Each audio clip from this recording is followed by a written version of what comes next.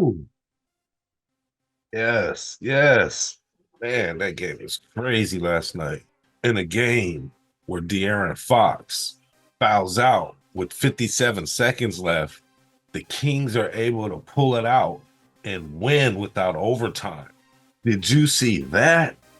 Malik Monk with a huge three, Domantas Sabonis with a huge steal, some great defense at the end, and a dunk to finish the game off. Amazing. Amazing defense at the end of the game. Mike Brown even challenged the call to try to keep his superstar in the game. Didn't work. The Sacramento Kings are able to win at home against the San Antonio Spurs, 129 to 131. This makes the Kings 37-26, and it makes the San Antonio Spurs still at the bottom of the West at 13-51. The Kings are currently in 7th place at 36-26, half a game behind the Suns, who are in 6th place, and the Spurs are in complete last place on the Western Conference. Today is March 8th, 2024. I appreciate you joining me. Hopefully you're here for the whole video. Click that like and subscribe button while you're here. I have some interesting stuff to talk about. Yeah, y'all back? We back. Y'all back? We definitely back. And once again, thank you for being here with me. What's going on, YouTube? And what's going on with all my folks out there and all you Kings fans? It's your guy, Jay Wood, aka Shy the Man. And I'm back at you with another episode of the Kings Morning After. Midday Cup of Joe with Jay.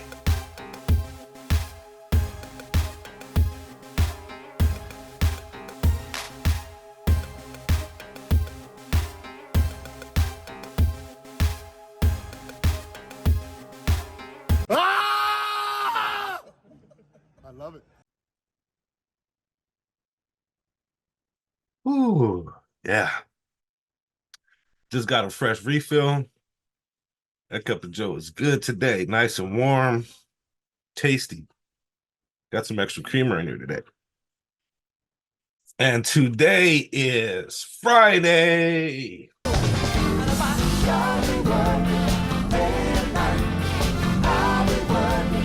Friday.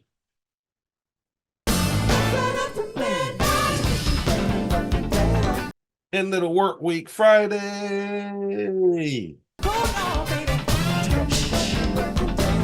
Unless you work the weekends, which I do. As a realtor, I basically work every day. Oh, man. My cup of Joe. I said last video I'd be mad if these guys were like even close in the fourth quarter. Well, they were close, and I was nervous. I honestly thought this was a loss last night. The way the things were going. Fox fouled out, 57 seconds left, down by 3. I'm like, man, and they're getting the ball back. And then a series of unfortunate events. The Kings played great defense, got a couple steals at the end of the game. Right when De'Aaron Fox fouled out, they went up by 5 points with 57 seconds left.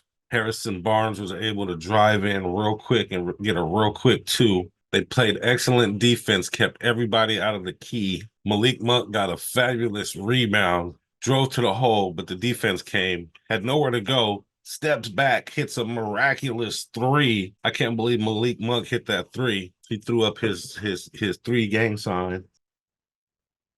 Top of the key, left side, freaking Domantas Sabonis of all people gets a steal at the top of the key, pushes the ball down the court for a dunk, and the Kings are up 2, and that's game. They couldn't hit a shot after that. Ooh, that was amazing. Kings were getting booed for a second, too. I was like, whoa, Kings fans just ain't having it.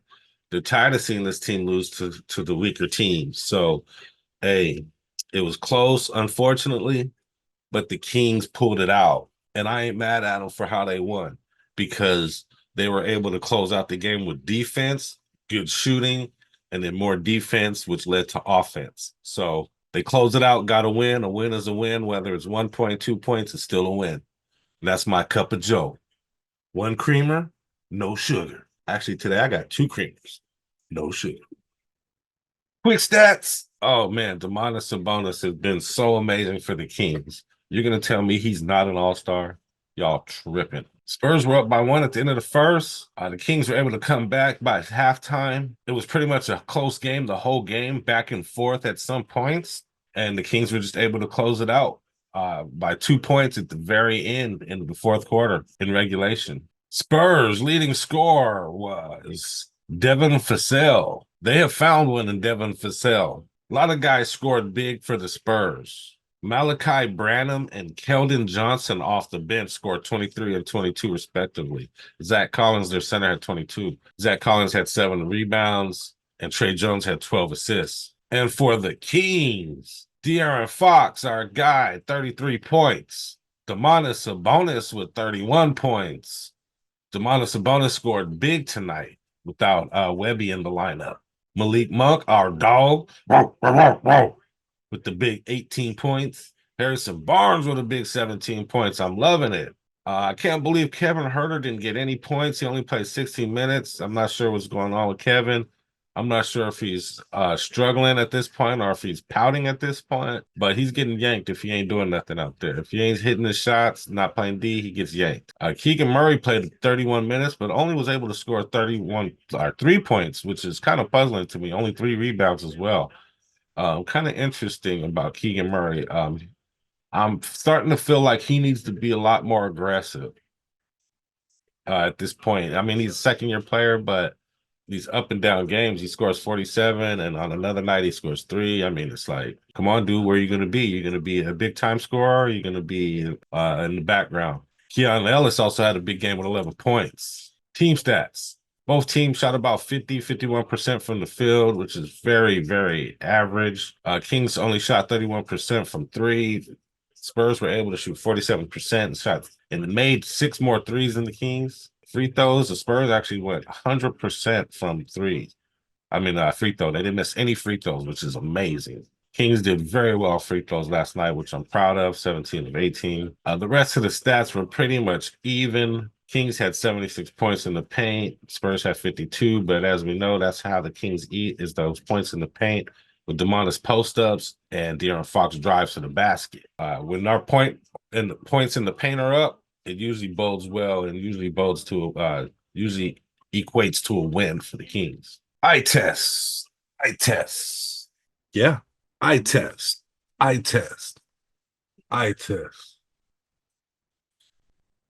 going to give the Kings an eye test. Ooh. My scores and my stats usually lead me right into my eye test. And we spoke about it. The big time scorers were Sabonis, Fox. As usual, they do most of the heavy lifting on most nights. But it was great to see Harrison Barnes get in there offensively and played some very important minutes and made some very important buckets at the end of the game. Malik Monk, he's always out there. He thrives in those end of the game environments, those buzzer beater type environments. Malik Monk always thrives in that environment and does well. That's why he's always usually playing at the end of the games, even though he doesn't start. Keon Ellis with some big time minutes and some big time points, some great defense for him. So that was excellent for Keon Ellis.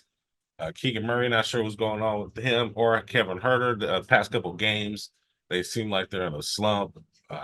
Keegan Murray's still out there playing defense, though. So Davion Mitchell even got in the game and scored 9 points, which is good for him. And Captain Sabonis out there with that workman's attitude out there, just working blue collar every night. 17 rebounds on the night, 9 assists, 31 points. Out there at the end of the game, stealing the ball, getting dunks for games. So what can I say about Domantas? But great job. Good on you, Domantas. Keep holding us down out there. I noticed a lot of defensive hustle out there. Sometimes it didn't always equate to getting a stop, but they were out there trying. They were out there busting their ass. And it did show at the very end of the game where they were able to pull this out with their defense, with their rebounding, and getting steals as well. So not the easiest way to win a game, but it was a very thrilling game, and it was a very thrilling way to win the game. And the Kings showed that they can even close out when behind. Even though it was a nail biter, it was still a good win for the Kings, no matter how they won. And that's my eye test. Bottom line, the Kings morning after. Bottom line.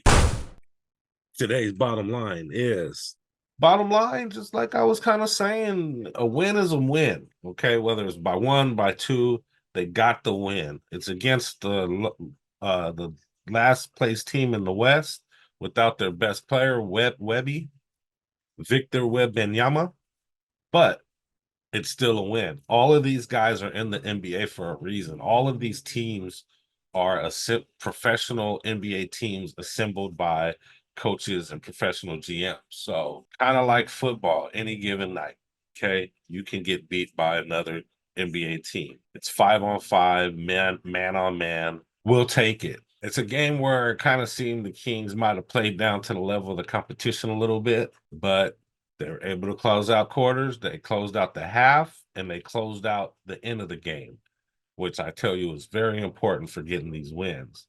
And it's another win against the Western Conference team. Even though they didn't move anywhere in the standings, it's still a great win. They have to keep winning, and they have to use this homestand that they have to boost them up in the playoff in the rankings, or hopefully move up in the rankings. They don't want to be in a play-in. I mean, can they win in a play-in? Yes. Do they want to be in a one-game play-in to make it to the playoffs? No. They want to be in the top six. I believe the Kings are a top six team, and I believe they can get there. They have to make it happen, though, and keep winning these games, these very important games at home. That's my bottom line. Next up, Sunday, March 10th, in Sacramento, the Sacramento Kings will be hosting the Houston Rockets. That game is at 3 p.m. Be there or be square. And also subscribe so you can check out my review the day after. The Kings haven't played Houston in a while, and I want to say they lost, or they got beat really bad in one of the games that they played against Houston. Houston is basically comprised of a bunch of younger guys, good shooters, good up and coming guys. They have Sengun as their center, Jalen Green, which is a excellent upcoming shooting guard, very athletic, very energetic guy. Dylan Brooks, who was traded to the team, who we all know is a defensive aggravator, and he has stepped up his offensive game this year too. So he's one to watch out for on defense and offense. Fred VanVleet, which is a great shooter. Jabari Smith, who is a big athletic power forward, young, energetic guy. Amen Thompson, who I haven't seen too much of. Boban Marjanovic, Cam Whitmore, Jeff Green, Victor Oladipo. So they have these guys that they play most of. They also have Aaron Holiday. It's one of those athletic teams that sometimes the Kings have trouble with. For the Kings to beat this team, they're going to have to stay foot to foot with these guys, keep their chest on guys. Sengun is an athletic young big man who has decent mid-range game. Sabonis has to stick to him like glue, stay very close to him and make him uncomfortable, especially when he's shooting. Jalen Green, whoever guards him is going to have to stay foot to foot with him, which is probably going to be De'Aaron Fox, I believe, usually guards him. Dylan Brooks is another guy that we can't just let drive to the basket or take advantage of their mid-range game. Fred VanVleet is a guy that we're going to have to close out well on. He gets his shot off quick, and he has a good shot. So if we're coming off of screens or pick and rolls, we're going to have to close out him quickly or stay next to him, play over on screens, things like that. Jabari Smith doesn't score a ton of points, so don't let him. Keep him out of the post. And if the Kings are able to do that, they'll get the victory against the Houston Rockets. Betting line, there's no betting line yet, not for this game. But there are other games playing tonight. If you want to do sports bet, there's a great sports book that I use, and it's called Bet US or Bet Us. The link is in the description below. Click that link in the description below if you want to do some sports betting. They're honest, and they give you cash. They give you extra cash when you deposit money, and it helps out the channel as well. So click the link below. do some sports bets. Thanks. I have a question. How do you feel about the Kings in the place they're in 7th place? Are you nervous? Do you think that's about where they're going to end up? Do you feel like they could move up to 6th? If you can, comment below. Answer that question. Are the Kings stuck in 7th, or do you believe they'll be able to move up to 6th? Make a comment. Answer that question. I appreciate it. It helps the channel too. Also, guys, please, if you're still watching, like the video. Please like the video. It helps me out. We're new. We're trying to grow the channel. But every time you click like, it helps the channel. And also, come back. Watch my next review. If you like talking Kings, you like hearing Kings news, hearing Kings stats, then go ahead and subscribe. I appreciate your subscription. And also, share the content. Share it anywhere. I appreciate that. It helps the channel as well. It helps kick the algorithm's ass. And make a comment. Comment on anything. Comment on the Kings. Comment on how the Kings are doing. Comment on how I'm doing. Am I good? Am I trash? Comment. I don't care. Comment on the weather. It helps the channel as well. And I got a motivational quote for you guys today.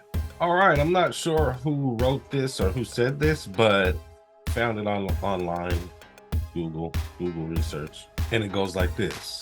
What we do is more important than what we say or what we say we believe.